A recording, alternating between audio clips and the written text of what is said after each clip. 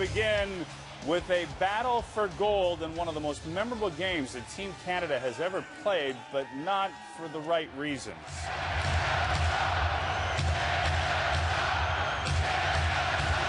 Standing in the Canadians' way, Team Russia, Canada's most storied hockey rivalry, with the next chapter to be written. Now, 4 minutes into the first period, Ryan Johansson breaks in, he gets hooked.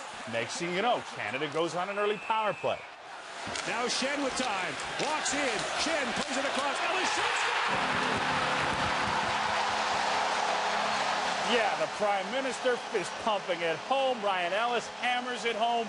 It is 1-0. Now, Ellis scored the first goal, and then watch his work a little bit later on. The defenseman's down low. He pinched in with the puck, and then he started to dominate the offensive end.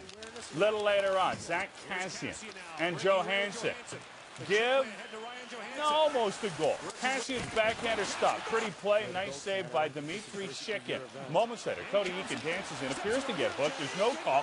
Shikin keeps it out. The other end, off the Jared Cowan turnover, Evgeny Kuznetsov breaks in, but watch the effort from Tyson Berry. He bails out Cowan, and Martin Byzantine didn't even have to make a save. Then Kassian, throwing his weight around, drills Berdyakov. Before the period's over, Carter Ashton, well, he starts to dangle. Ashton works for the puck. Picks it up in the corner, plays it down for LeBlanc, back for Ashton. Carter Ashton, out, Ashton and LeBlanc setting it up perfectly. Canada taking a 2-0 lead after the first period of play. Now, the Russians, as you saw, they did have their chances in that opening 20. We go to the second, and evidence that Canada is thinking about their teammate Jaden Schwartz, who can't play due to his injury, and his sister Mandy. Now, early on, Ellis slides to break up a pass.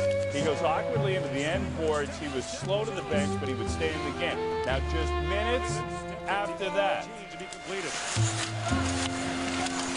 Canada has not yet been short-handed in this game. Foligno sends it in. now, with that goal, Shen ties Dale McCord for the most points in one World Junior by a Canadian with 18. More importantly, though, it's 3-0 for Canada. That's going to chase Shikin from the Russian net. Igor Bobkov would take his place, and the Canadians were looking really good. Byzantine put to the test for the first time. Nice save on Daniel Sobchenko. Then on Russia's first power play, Kuznetsov tries a little wraparound. Byzantine is there. Still in the second.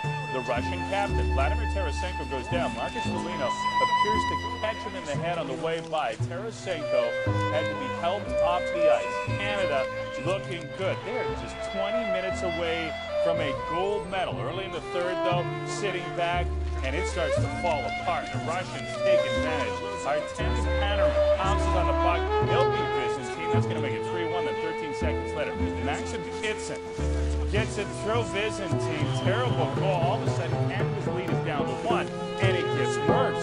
Down low to Kuznetsov. Still on it. Speeds it in front. Tarasenko ties it up. That was a nice goal. Tarasenko, who was shaken up earlier, comes back to tie the game at 3. Stunned faces for Canada. Dave Cameron calls a timeout. He's trying to get it together again. But with 5 minutes to play, the Russian assault is continued.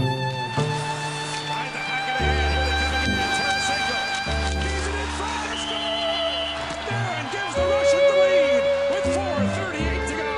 An absolutely unbelievable turn of events. Canada up 3-0 in a matter of minutes. They're down 4-3. Just over a minute left. Nikita Gurchinsky seals it as the Russians grab the gold medal right off the Canadians' necks. This is the greatest collapse in the history of the World Junior. The draw won, and the Russians are back. World Junior champions for the first time since 2003.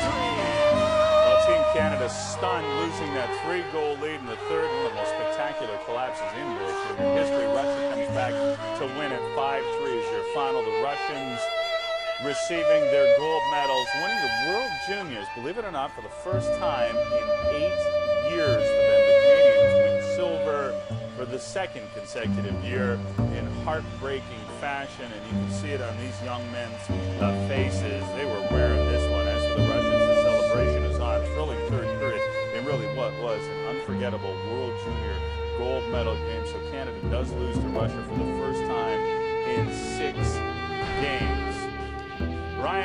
becomes the 4th Canadian to win 3 World Junior medals, a gold and a couple of silvers. He joins Jay Bomeister, Jason Spezza, and Jason Botterill, and afterwards he was asked, what went wrong? I think we just stopped skating, we stopped working hard, we stopped doing the things that got us there. And that kind of hockey isn't going to get through any team. I think they turned it on. They're a great hockey club, give them credit. They definitely outworked us on the third. The thing was we didn't play. We just once they got that goal, our team didn't play the way we wanted, and obviously it wasn't meant to be. And that just shows that you got to play 60 minutes of a hockey game. They're skating, we weren't. They're moving pucks. They're chipping the speed. They're doing all that little stuff that goes along. We didn't do that. We weren't dumping pucks. We weren't chipping pucks. We were trying to beat guys one-on-one, but it sucks right now. It sucks a lot, but they're a good team.